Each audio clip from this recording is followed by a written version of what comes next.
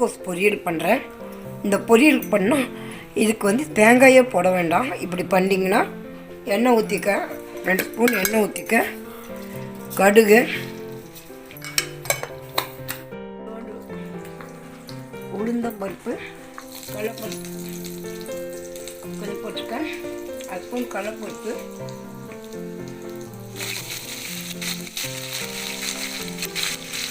வெங்காயம், ஒரு வெங்காயம் வச்சு போட்டுருக்கேன்,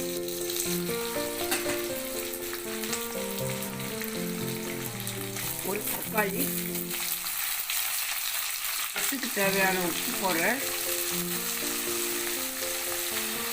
மஞ்சத்தூள் 1 ஸ்பூன், முட்டைக்கோஸ் போட்டுருலாம்.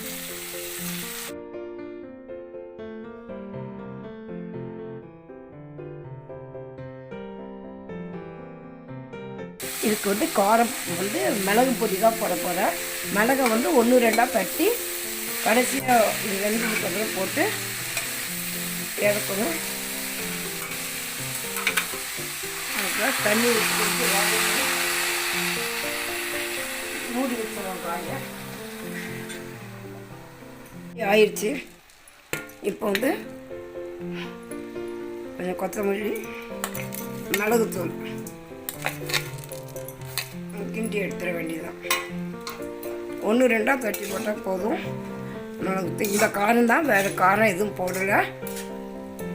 டேஸ்ட்டாக இருக்கும். இப்படி செய்து பாருங்கள். இதுக்கு தேங்காய் கூட போட வேண்டாம். ரெடி ஆகிடுச்சு. இது மாதிரி செய்து பாருங்கள், நல்லா டேஸ்ட்டாக இருக்கும்.